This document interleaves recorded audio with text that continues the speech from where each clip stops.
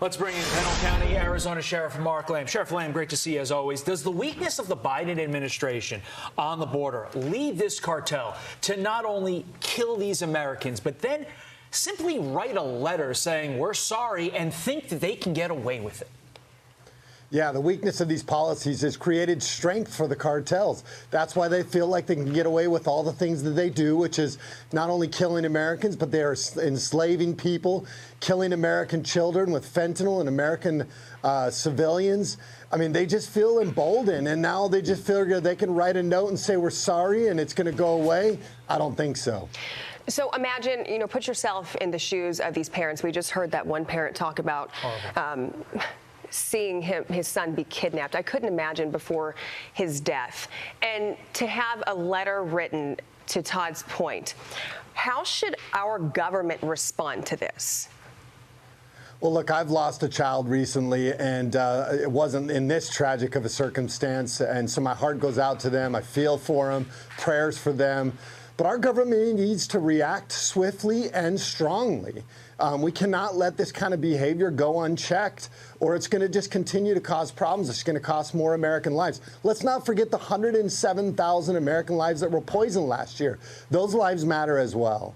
And yet the response from the Mexican president is absolutely astounding. He claims the fentanyl crisis is an American problem. He says, here we do not produce fentanyl.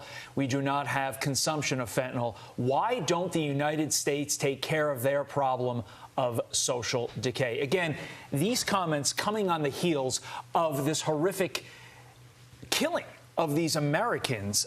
Isn't that statement all the proof you need to realize that this Mexican government has no intention of stopping the cartel, whether it's with regard to fentanyl, whether it's regard to human trafficking, whether it's regard to the killing of innocent Americans?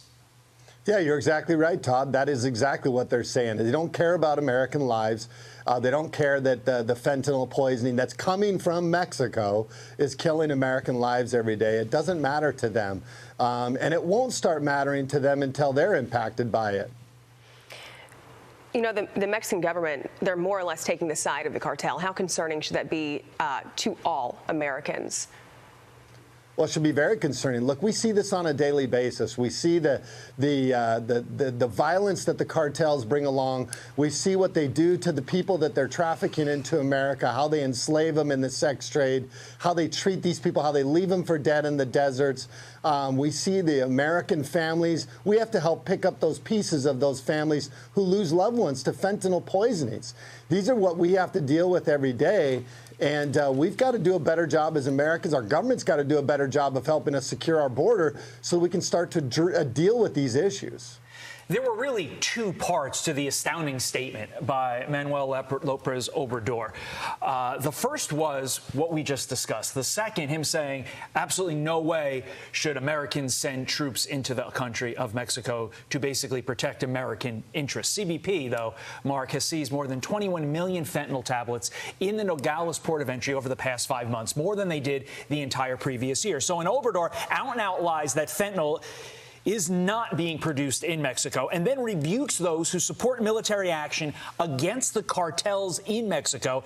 Isn't that proof positive that we actually do need said military intervention?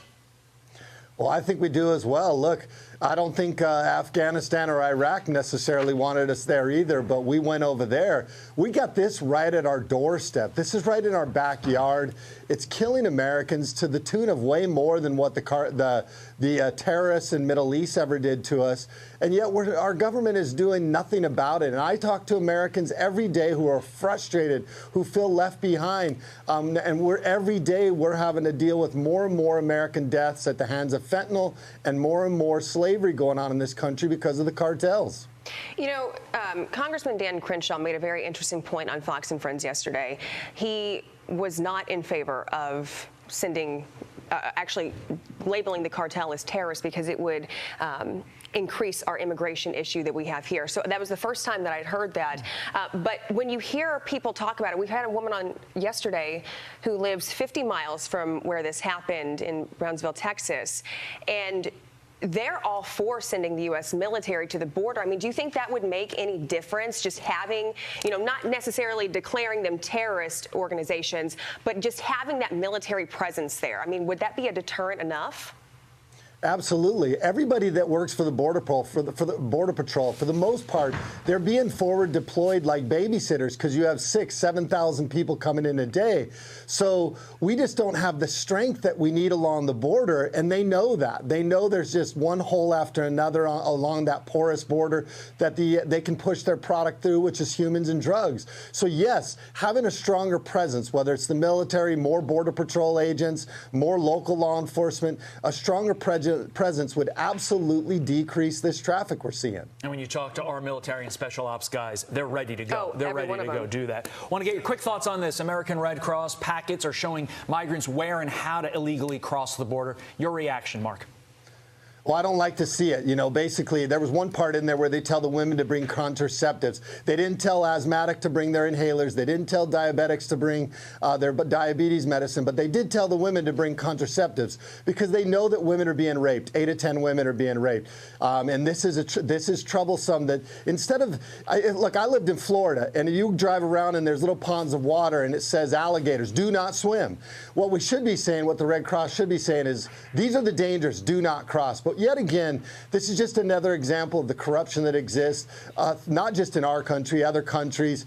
I partnered with Brave Books, and so did Sean Spicer. We're trying to write books that actually teach people correct things, teach people like how to protect themselves by not doing certain things. And you can get those books at Brave Books, but I would love them to see them say, don't come. That's too dangerous. The deserts are dangerous. The snakes are dangerous. The people are dangerous.